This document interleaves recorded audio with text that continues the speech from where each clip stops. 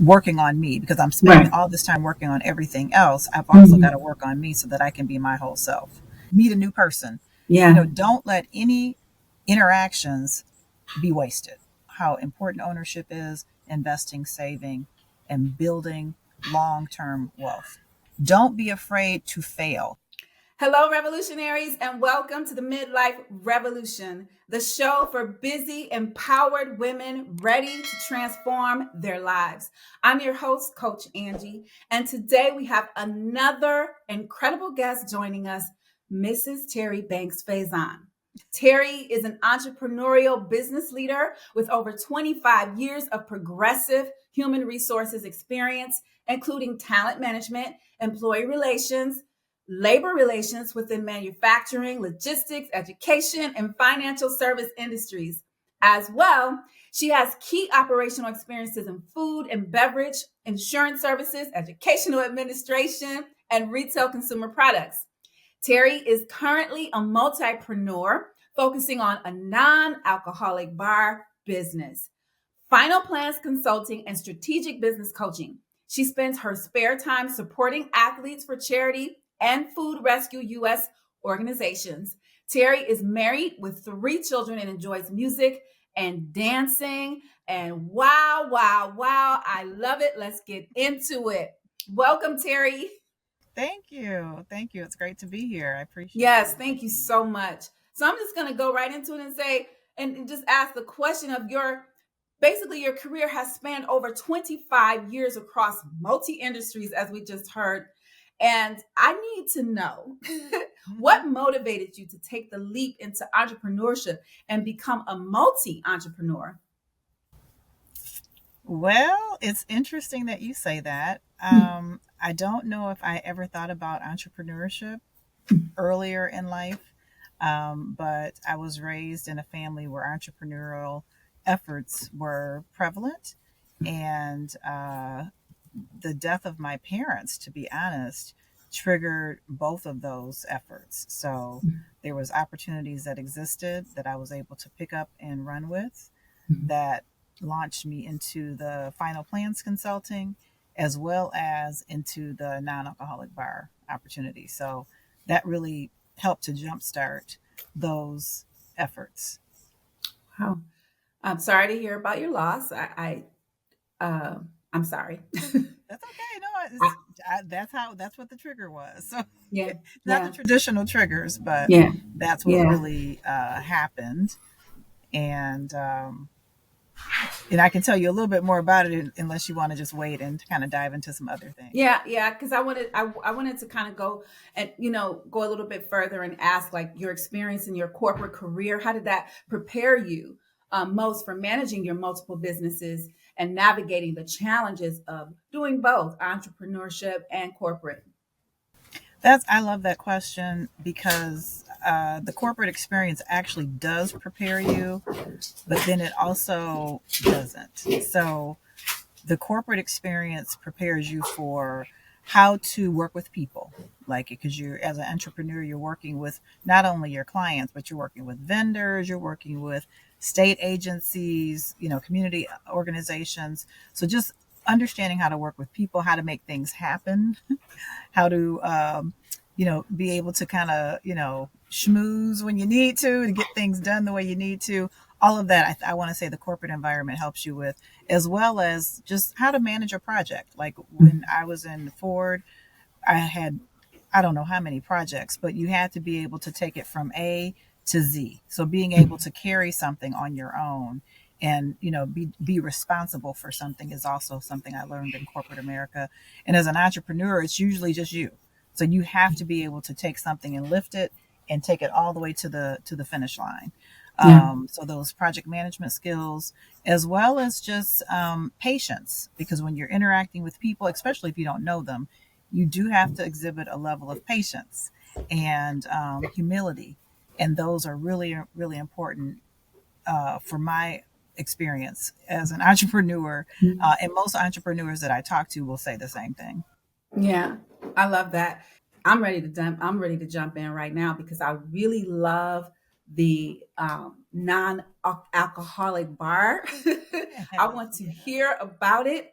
I think it's amazing. So yeah, let's jump into it. I want to hear more about the non-alcoholic bar business and your final plans, both of them. Your final plans Okay. consulting, like what unique gaps or needs are you addressing for the communities that you serve?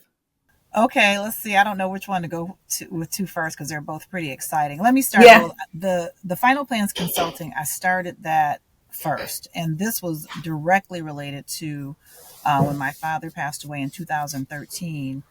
His health had been declining, so I knew that, we know that that's an inevitable next step for all of us, but his health had been declining to the point where he had been really trying to get me to sit down and have a conversation about stuff, and I was not trying to do it. I'm an only child, so I knew that that was going to fall all on me, all of the responsibilities and getting everything organized. I knew it was going to be my responsibility, but I just wasn't ready to have that conversation with him. And so he said a few words to me. He said, "You know what?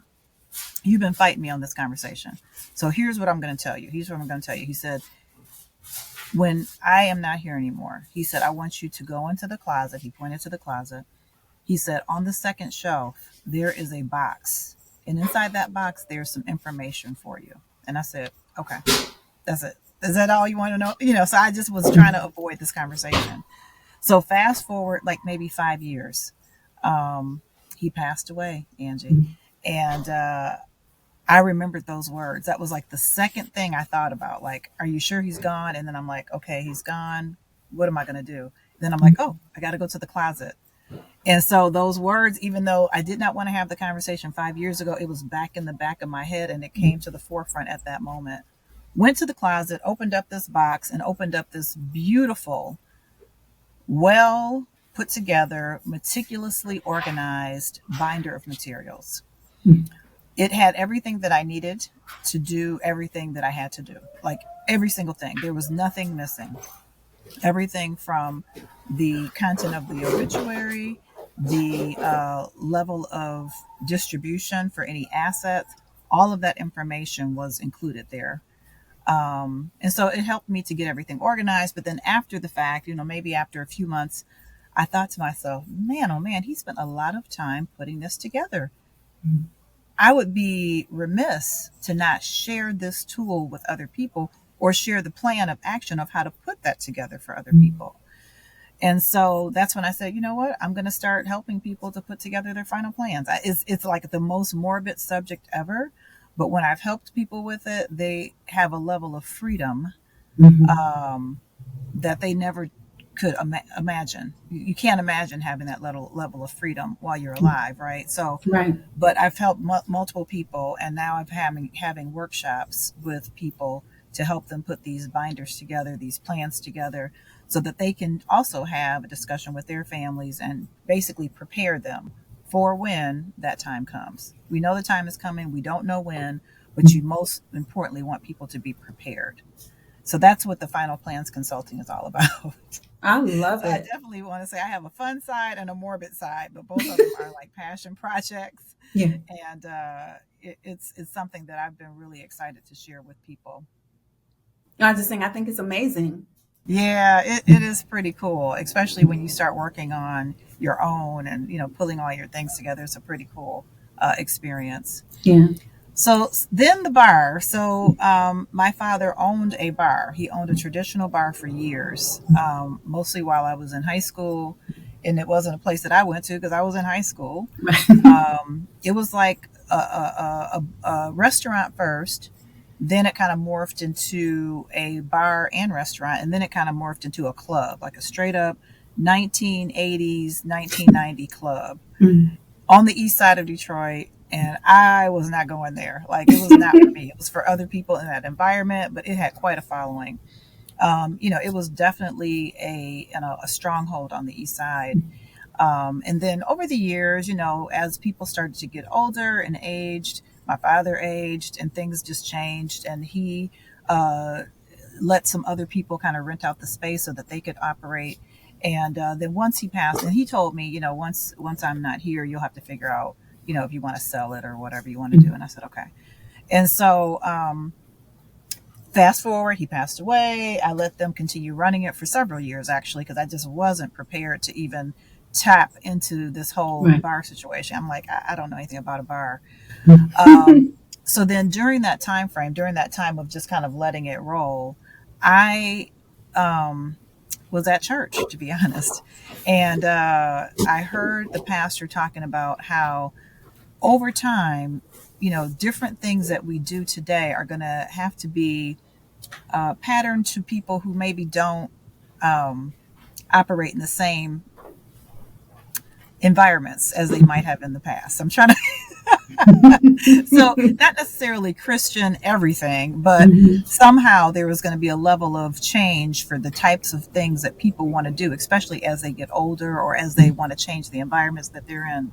There would have to be a change. And he talked about, having different types of music and different type of clothing and Right. different types of restaurants. And so I said, Mhm. oh, well, okay, so maybe there could be a different type of bar. So I started researching non-alcoholic beverages, and this was like in 2018. Okay. And there was a lot of non-alcoholic beverages, and I didn't know about them. And I started researching. I started going to different places to find them. There wasn't anything in Michigan. There Mhm. used to be a place called the Upper Room years ago, Mhm. and then that closed. And then there wasn't anything else. And so I started researching places outside of the state. And I said, maybe we need to have a non-alcoholic bar in Detroit. Mhm. So then fast forward, COVID came, and I had just kind of like got all the business plan together, and COVID came, and then I got really, really negative feedback from a few people that said, "Oh, that's not gonna fly. That people like to drink. That's not gonna work." And so then I kind of caved back in, and then I said, "You know what? No." I got this nudge that said, "Go forth and do this." And then Mhm. I started seeing more products that were being introduced in the marketplace, more non-alcoholic bars in other cities, New York, Seattle, the UK. And I'm like, okay, let me look more into this. So fast forward, started doing the research, came up with a name, and I said, I'm just going to start telling people about this, and I'm going to start marketing it, and we're going to go. We're going to take this existing bar and we're going to transform it. Because the other thing that was also a fact is that the customers that used to come to the bar before are now like in their 80s and 90s. Wow. There is no way I'm serving them alcohol. I mean, like Right. this model had to change because the neighborhood had changed. The customers are different. So Mhm. I'm like, this is a perfect opportunity to start something new and fresh with a new group of people, or either the same people, but with them having some healthier options Right. based on their age group. And so that's how that really started. And the more I That's talked amazing. about it, the more people started to tell me stories about, ooh, wow, this is going to be good because I can't drink anymore, or I don't drink, or I never did drink. So I'm starting to Mhm. feel and hear from more people who really can resonate with the concept. Yeah, I definitely resonate because I'm not a big drinker at all. And so that really intrigued me to know that that exists. And I applaud you for moving forward with that, especially knowing the history of your dad's business. So that's amazing. Thank you. Yeah, Thank of you. course. So give me a couple of drinks. Like what are the names of some drinks there? Oh, I create them as like almost every day. I actually created one today, but Okay. one of the ones that I've done in the past is so we do a spin on mimosas. Oh. And actually, we call them mimosas because they are mimosas. It's just using a non-alcoholic sparkling wine, or Mhm. like a non-alcoholic champagne. Mhm. And our specialty juices are mango and cranberry blueberry mix. And Okay. then today, I actually created something that has a orange grapefruit juice mixed with a pink grapefruit sparkling wine. And I haven't named it yet. Maybe we Mhm. can come up with a name for it. Yeah. So yeah, I've been experimenting, and actually, there's a drink called the Casablanca as well. Okay. So there's a lot of different drinks that I have, but really the wines and the beers are going to be um, very popular for us too. And these are already ready to drink, so they're not necessarily ones that have to be mixed. They're ready to drink either in the Mhm. bottle or can. So we'll have that. We Wow. have those as well. That's super fun. I just love the concept. I love the idea. And I love that seemingly you're one of the first here in Michigan. Yep. Well, so there's been a couple that have come Mhm. and gone. Okay. But I don't know anything about how they were set up. I think some of them might have been like pop up type Mhm. arrangements. I just heard of one that's opening soon called Mockery, which is on the west side. So Okay. it might just be her on the west side, me on the Mhm. east side, kind of Mhm. balancing it out and Mhm. getting the word out about non alcoholic options, which I love. I love having a Love it. partner in I love crime. it too. Yep. I love it too. Let's open the door to non-alcoholic beverages and fun, you know? And fun I love it. experiences. Yeah. Yeah. So I want to move into the work-life balance of it all. So as a wife, mother of three, and multipreneur, how do you prioritize your time and maintain balance while pursuing all of the things? Because you are doing a lot. Yeah. So I think being organized is really, really important. Mhm. Understanding the importance of time management. I literally have like a grid that says, each day how much time I dedicate to each thing. And I try my best to stick to that. So, whatever day it is, I have to try to do those things on the allocated day. Sometimes Mhm. there's spillover, or sometimes you have to do something on a different day, but you got to make sure you make up for that time for the other thing that you might have infringed on. Mhm. So, definitely being organized and time management. And then I think I learned this later in life, but I always have to do something to care for myself weekly. So not even it used to I used to do it like quarterly and then monthly. I'm like, no, it needs to be every week. So whether that's getting my hair done, getting my nails done, going for a massage, something I have to do something for myself so that I can feel like I'm spending time working on me because I'm spending Right. all this time working on everything else. I've also got Mhm. to work on me so that I can be my whole self. And so that's Yes. really important. Thank you for saying that. I love it. I love it, love it, love it. Prioritize you. I mean, Yes, nothing can be accomplished with excellence if you're not taking care of yourself with excellence. So, absolutely. So yes. important. So, your involvement with athletes for charity and food rescue US highlights your commitment to giving back. How do these organizations align with your personal values and your professional values? So I'll talk about food rescue first. Mhm. I stumbled across them during the pandemic. I Mhm. was working for Ford, and everyone was at home, and Mhm. everybody's like got cabin fever. Mhm. And a friend of mine said, they're passing out food boxes down at Cobo, well, Huntington Place, whatever it's called. And I said, yeah. I said, what do you have to do? They're like, oh, we just need people to load the cars. The organizations come down with these cars or vans. We just have to load them. Everyone wears a mask and you're outside, so it's fine. I'm like, you know what? I'll do anything.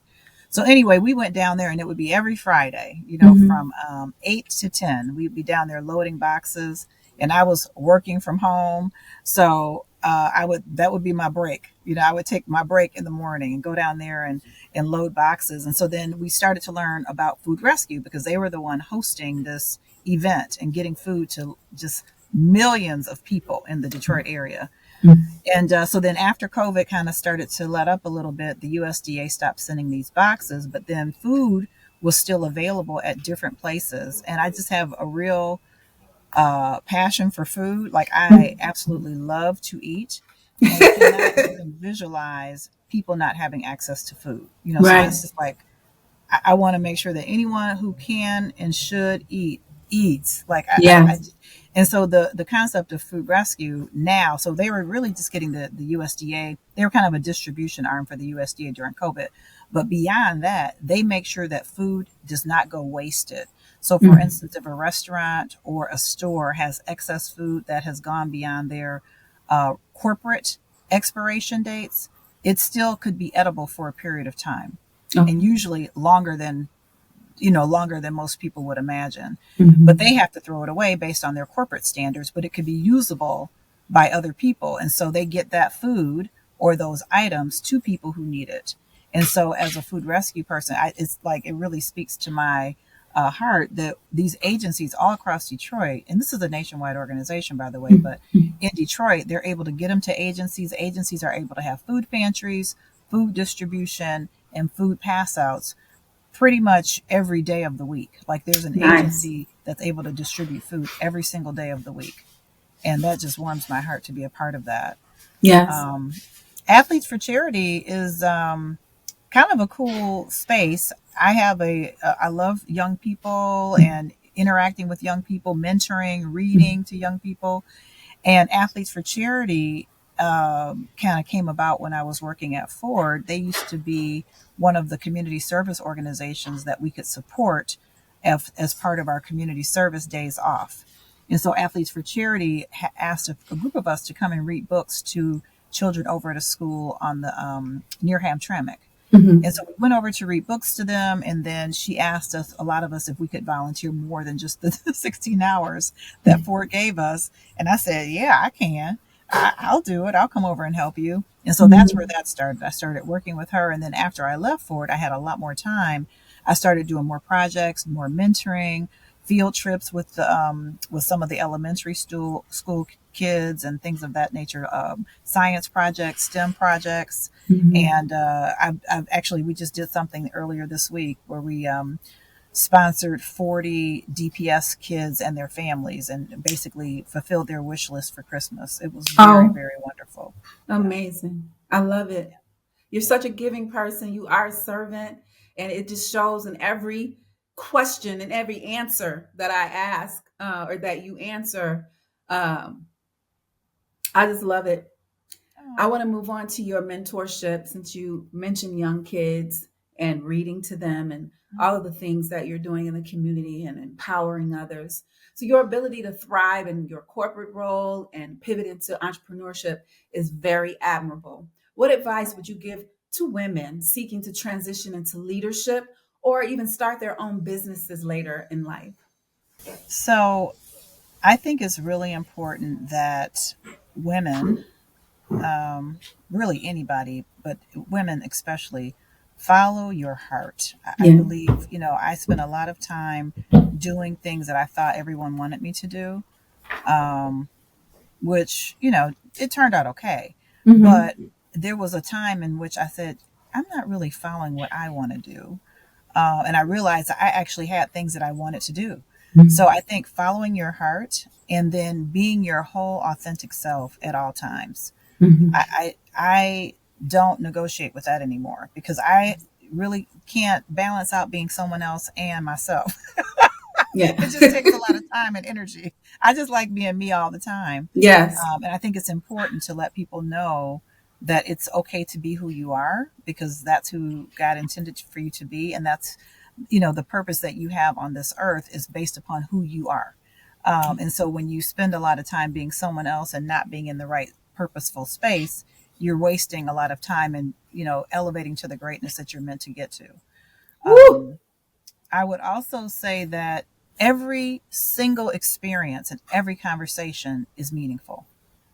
I learned that later in life too, but every time you have a conversation with someone, being able to pick something up from it, even if it's just Mm-hmm. one word that you learn, maybe a new word, or Yeah. you meet a new person, Yeah. don't let any interactions be wasted I love because it. it's all part of a purpose, It literally is. all part of a purpose. Oh, I love it, Terry. That's such empowering advice. I love it. And you know, you at Team Angie Fitness, my journey and my business. Yes. We work with women 35 and over to embrace those new beginnings, whether it's in fitness, whether it's in health, or their own personal growth journeys. And I Hmm. see such alignment between the way you empower others and how we help women rediscover their potential. I love What are it. your thoughts on creating more collaborative opportunities to support women like this? Ooh, I love collaboration. And it's like I don't have any boundaries in terms of how I collaborate with people because there's Mhm. always ways to link what you're doing with what someone else is doing. Correct. Um, so I mean, I've admired you from afar Oh, and a thank little you. bit closer when I was in your classes, but what you're doing is just amazing. Just, getting because people, when they feel good about themselves, their level of confidence allows them to do whatever they think that they can do. And to me, that's all that you need is confidence to Yes. seek and to go after what you seek and desire. Mhm. And by making people feel good about themselves, whether it's working out or eating better, it's a confidence booster. So I feel like when you are in the business of basically making people feel good about who they are, then they're able to then, put that together with their goals of what they're supposed to be doing, and it's magical. So Yeah. I love to be able to collaborate with people and either explore their space and have me figure out a way to help them, or they Mhm. explore my space, have them figure out a way to help me. But there's always going to be some type of interactions. I There's always love going to be it. some type of ways or connections for people to grow together. Yes, I love Hmm. it. Yeah, Collaboration is so crucial, it especially is. in our community and It especially in the is. community of women, because we're such powerhouses in everything that we do. Um, why wouldn't you? You know, Exactly. why Why wouldn't you? wouldn't you? So your work impacts so many areas, from business coaching to philanthropy. What legacy do you hope to leave behind for your children and the next generation of leaders? Hmm. So, I think about this a little bit. Definitely the legacy of ownership, whether Mhm. that's business ownership, property ownership, copyright ownership, but ownership of some sort. Yeah. There's something about having something that belongs to you, Mhm. that gives you a level of um, value and worth Mhm. that I think everyone should experience. Yeah. Um, I don't want to necessarily dictate what my children or their children should do, but I want to be able to leave resource so that Mhm. they have the option to do it in a good way.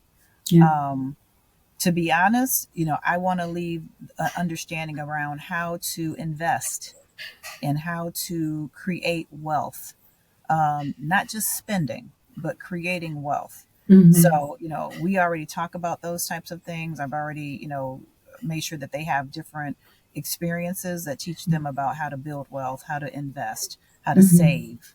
Because I think that's something in the community that we're in that sometimes goes a little to the wayside. Yeah.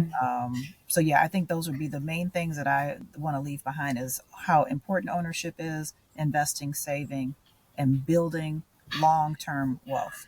Yeah. It's very important, especially for women, because we tend to shy away from it because we don't understand it Hmm. a lot of the time. So I love that answer. I just think we need to lean in more to it. Even if we don't understand it, get an understanding. It's okay, right? It is okay. It's funny So you if say you, that. I just talked to a friend of mine yesterday about her experience as a financial man. She's a controller.